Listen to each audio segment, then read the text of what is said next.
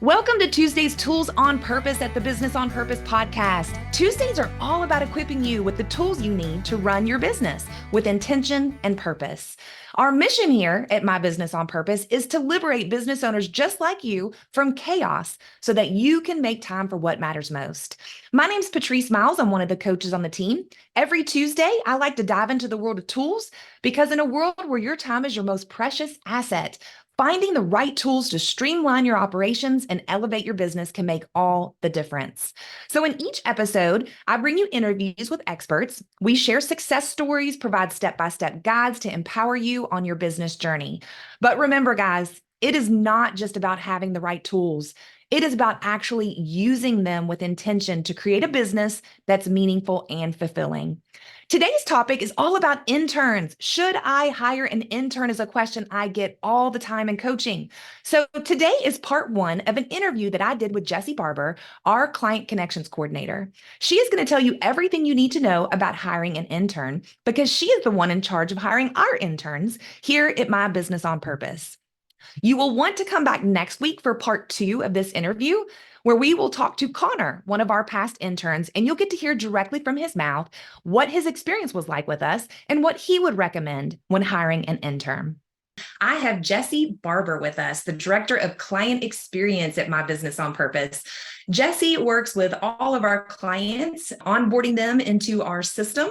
She also does marketing. She works with our interns. She sends our client boxes out. She helps us in so many different areas.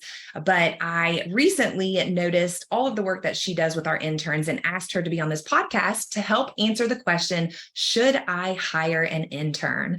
So we have two parts to this podcast. The first part is, what do you need to know about hiring an intern? And then part two will actually be an interview with our BOP intern so you can hear from Connor directly about his experience. But for today in part one, we are going to talk about how to hire an intern. What are some of those obstacles?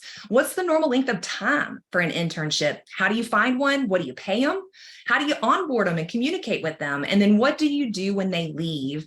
So Jessie is going to give us all of this information. And we're going to start off with just that first question. Jessie, why do people want to hire an intern? What are the positives about hiring an intern? Yeah, interns for BOP have been really great. Part of our goal with internships is to cultivate that entrepreneurship and mindset. And so we wanted to be able to bring people in to help them see how businesses actually run. It's a lot different from what you hear in a business school or while you're in college. And so we wanted to give them firsthand experience in that. So for us, it went along with our mission to liberate business owners in showing them the mindset that you have to have and what you have to build out to actually do that later on. So for us, our interns are able to honestly get a lot of work off of our plate. If we have things that we want to research, if we want to try out new expos or conferences, our interns are able to bring just a new level of eyes to that, where we've been looking into this or researching it for a long time. They're able to take that and bring some passion to it. That fresh set of eyes is so invaluable when it comes to bringing new people into your business. Most of the time we've been staring at something for so long, whether it's research on expos or whether it's working with the same template over and over again. Fresh eyes give us a new look and a new life into something that we've had for a really long time. It doesn't hurt that they don't usually have as much skin in the game, and they can be risky, and not in the worst way. They can be risky in the best way, where their time with us is short. And so if we want them to be really honest with us, they need to be really honest with us and tell us what we're missing. And so that's been really helpful. The generational gap has been really great to bring in kind of the fresh generation to see what are we missing, what are some of the older people in the business missing, and what's something that we can use that they've been using that's just been a game changer for technology that they can bring to the table. Yeah, that sounds great. So what I hear you saying is number one, they get a lot off your plate for you, especially when it comes to research or things that have kind of just been sitting around and nobody's run with anymore. I hear just kind of that fresh set of eyes, especially with that generational gap. Being able to come in as that younger generation and see things that some of us in the older generation really maybe didn't see. And then it also sounds like you can get some honesty out of them because they really don't have any skin in the game. They're only there for a few months. So they can be honest and say, hey, you kind of suck at that. Maybe we should try something different. Yeah. So, okay, makes sense. So tell me, what do you feel like is one of the biggest obstacles with bringing on an intern? Typically, they haven't necessarily worked in a ton of different business environments before. They're either fresh out of high school, some of them are still in high school, or interning out of college. And so we're really kind of the first step into the business environment for them, which can also be a really big positive because they're not coming with these bad habits and bad experiences. Probably the biggest obstacle is going to be your processes. If your processes aren't documented really, really well, are you really going to have time to sit down with an intern every single day and say, hey, this is what I need you to do, but I also need to train you on it? That's where a lot of people struggle because it's, well, we could bring on an intern, but I could just do it myself because I'm going to have to train them anyway. Yeah. We didn't have a process, this would not work. Their time is so short with us. Even if it's a full year, we think a year is a really long time. But if we didn't have those processes already laid out for them of what we wanted them to do, what the goals were, then it really just wouldn't work. We want to utilize an intern as soon as we can and bring them into the culture as soon as we can. So we need to be able to replicate the intern process over and over again if we want to be able to utilize their strengths and talents over and over again. Yeah. That completely makes sense, Jessie. So basically, number one, they may not have, the professional business environment skills that all of us have perfected over the years. You might have to educate them just a little bit on that, maybe how to dress or just etiquette in the office or things like that. Totally get it. But then ultimately, you got to have all your processes documented. So, if someone that's listening is in one-on-one coaching with us at My Business on Purpose, that's one of the things we preach over and over again, is get that master process roadmap put together and get those processes documented. Because ultimately, you want to replicate that intern process over and over and over again. So if you have everything documented when they come in, once they leave, you can just bring that next intern in and just fit them into those processes. So I love it. What is the normal length of time that you've seen for internships? Yeah, it really depends on A, the intern, and B, your business. High school students, when we've done internships through high school, it's typically a semester. The school let them leave for so many hours per week for the internship, and then they'll go back to their classes and finish out their classes the rest of the day. College, it really just depends. If they're fresh out of college, it could run up to a year or even longer, especially if you want to hire them on eventually. But in our experience, with a college intern, we've just done a summer internship. So it really just depends on what your intern is looking for. Are they looking for paid or unpaid? Is it accredited or unaccredited? Your business may not fit what they're looking for. And you as a business really need to figure out what you need in an internship. Do you need somebody for longer than a semester? Then that's the kind of intern you're going to need to look for. Yeah, no, that's great. I remember my son when he was in high school, he did two internships. One he was looking at for marketing, and it was unpaid, and it was just a few hours a week. And then his second internship was actually at Qdoba for business, and that was a paid internship where the school let him leave every day for half a day. And he went and did that internship, and it was a great experience for him. I know one thing when we had talked before too, you had mentioned is, sometimes it's better to kind of start short and then extend it just to make sure everything's working. And I love that. So talk to me about, where do you find these interns? How do I find one? We actually follow very similarly to our BOP hiring process for how we bring coaches in. We do a really similar thing for our interns. Our hiring process says you need a role. And so what are they going to do? What are the goals for that role? Are they just coming in and doing busy work, or do you actually have some set goals for them to complete before they leave their internship? And so working through the hiring process of let's get them on a phone call, let's meet them in person, things like that is crucial even before you start looking for one. So we built out the hiring process, and then we transferred into just asking the BOP community. We asked our clients, we asked friends and family that was around if anyone was looking for an internship. And we always want to start there, even with the hiring process for bringing on people internally for BOP long term.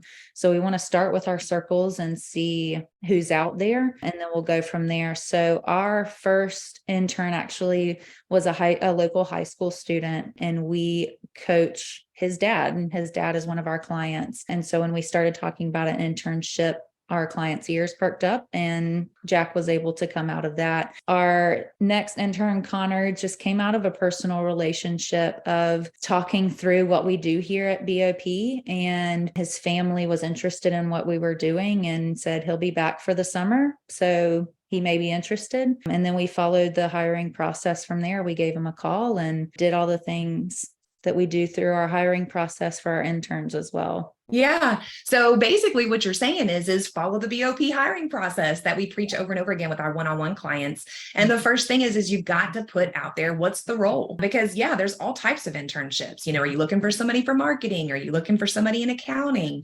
Are you looking for somebody in administration? What are you looking for? And what are those goals? It makes sense. And I love hearing, that Jack came from, one of our clients, because yes, even with our hiring process, when we're hiring employees, we start off with that internal search. Who knows someone that knows someone? I know I've also had success when I wasn't able to find someone in my sphere with a program called Acadium. It's ACADIUM, Acadium. And they are for marketing interns, and it's online virtual, but they do 90-day internships. And I found a sweet little girl through there that worked 90 days for me, and it was a great partnership. So let's talk about pay. If I want to bring on an intern, how much do I need to pay them?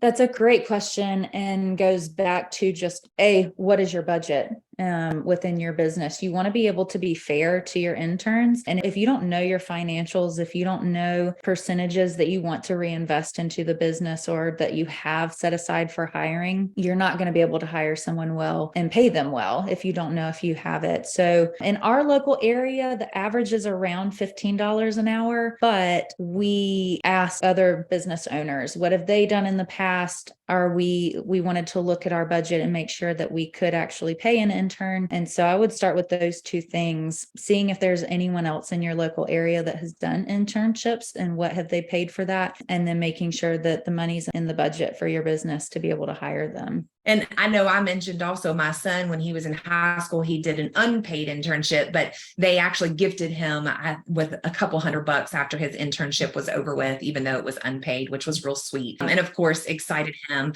I do know the website that I mentioned, the Acadium, I want to say it was around $500 for 90 days, because again, their internships are doing in college to help them with their resumes and things like that. So, okay, we've kind of covered where we find them, how much we pay them.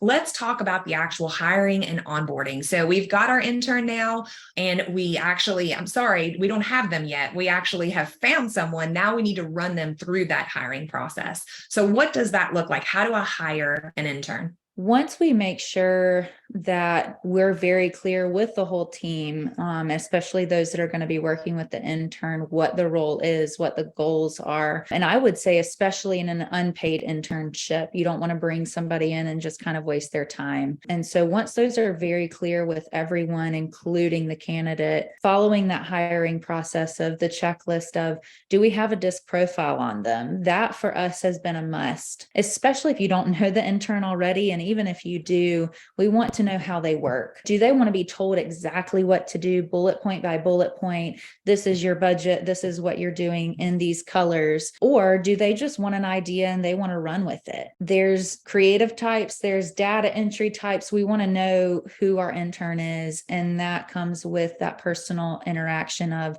we obviously just want to start with a phone call to see what they're interested in, but then going in a little bit deeper of, all right, we're going to give them a disc profile to see how they work. We want to see what their hobbies are. We want to see if they've done internships in the past or they've worked in the past. What did they really love about it? And what was a struggle? And then do they have any references? Even if it's not business related, if they have a professor or even their friends and family, what do they have to say about this intern? So just being really intentional right up front about getting to know them as a person to see, is this going to fit the role and the goals that we've built out for this? Or do we maybe need to save them for a later date when we have a little bit of a different idea for a role for them? Yeah. So again, going back to that BOP hiring process, we've only heard it about 5 times, but over and over again, just going back to that process that we've put together for all of our clients.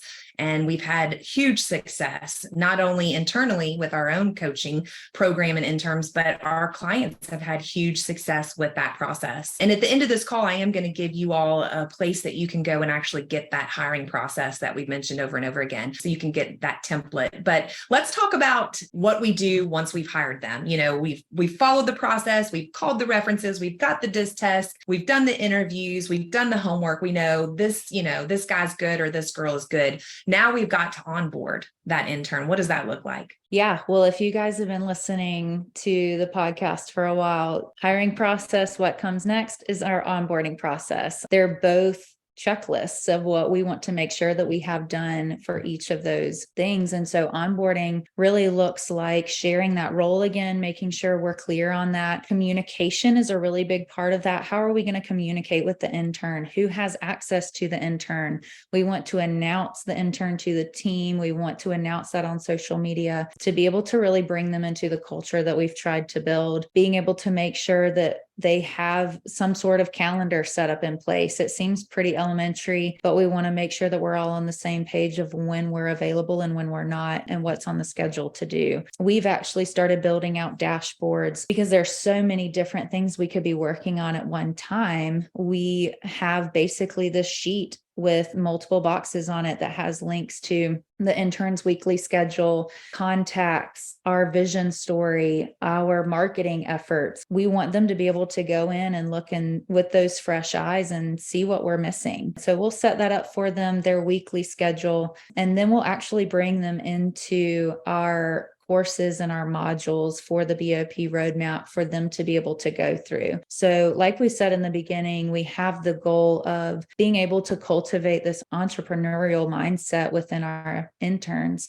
And part of that is training them on how do we build a business. And so we'll bring them into that for them to be able to watch those videos and be able to bring that to our clients as well. Yeah. So what I'm hearing is a lot of preparation going into that onboarding. And why? Because they are there for a limited amount of time. Some of them are just 2 months. And so if we don't get them onboarded right away and get them in, it's kind of a waste. And so really preparing up front that onboarding process, that weekly schedule, and having all the processes put together so you can train them. But again, you hear another process, the onboarding process, which again is another tool that we, of course, give to all our clients. And I do want to make sure, Jessie, that whenever we in this call that we do have links for that hiring process template and that onboarding process template for anybody that's listening, because it really does help not only internally, but for your candidate, because they're the ones that are going to be doing all this, and it helps get rid of all of that chaos. So let's talk about how do we communicate with an intern so we don't have that chaos come in. We actually designate somebody, a middleman of sorts in the team.